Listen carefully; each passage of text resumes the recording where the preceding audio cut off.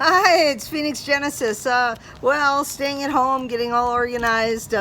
One things I want to show you, if you're going to hike this year, I think these are some great things to have. If you can, of course, hand sanitizer. Unfortunately, I bought mine before the trip, so I have a couple little bottles available. But you can also make this with some alcohol and just some gel.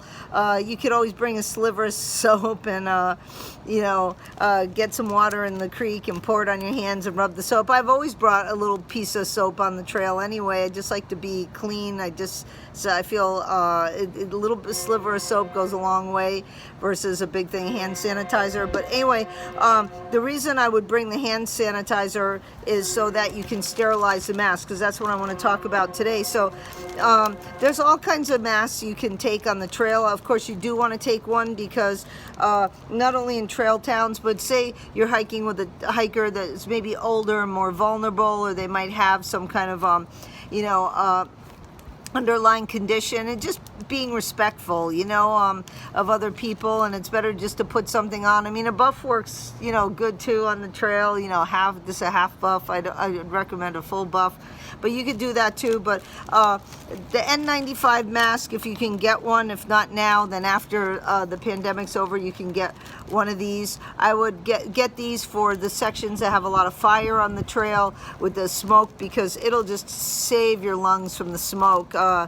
And I actually have not taken this away for anybody, haters that might say I took this away from a healthcare professional. Steve and I bought these during the fires because I'm missing part of my nose. So I already had one of these, so this is it.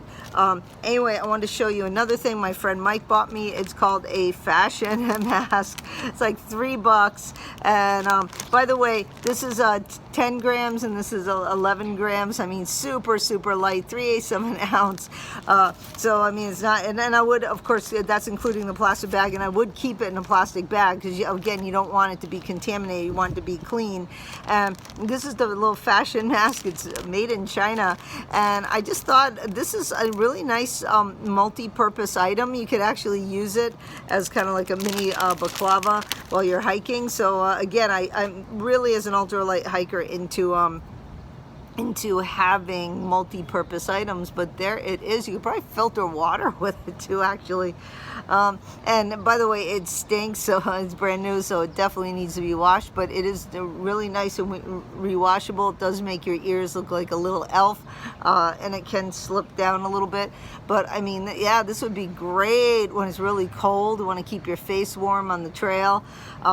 Instead of carrying my big heavy baklava, this is something to consider.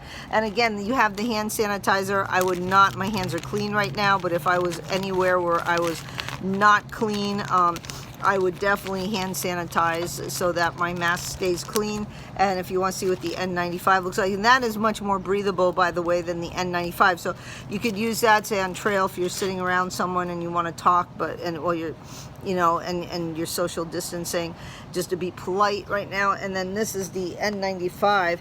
Now, this is way harder to breathe, but the point is it's more sealed. Here it is. It will kind of fog your glasses or your sunglasses, so take that into consideration.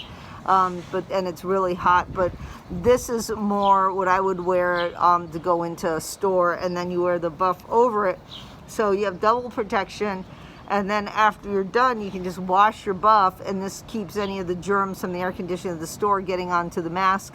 And again, I would, my hands are clean now, but I would definitely hand sanitize that before I put it back in. Also, it was something like this, it's going to sweat a lot, so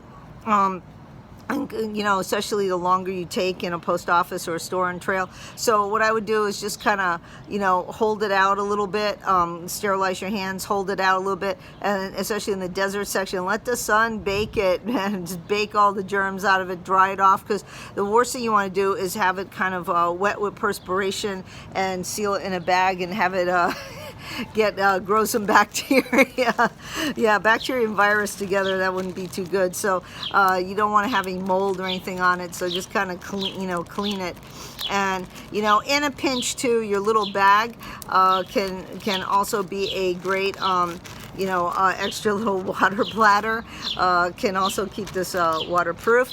And you can put some water in the bag, hold it in the sun, and use as a fire starter too. So the bag has multi-uses as well as the mask.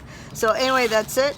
I hope everyone who's on the trail is enjoying it. I hope everyone that wasn't able to go on the trail or decided to postpone for whatever reason, I hope that this gives you enough time while you're sheltering at home to prepare better for 2021. Anyway, Phoenix Genesis, see you out there. Bye.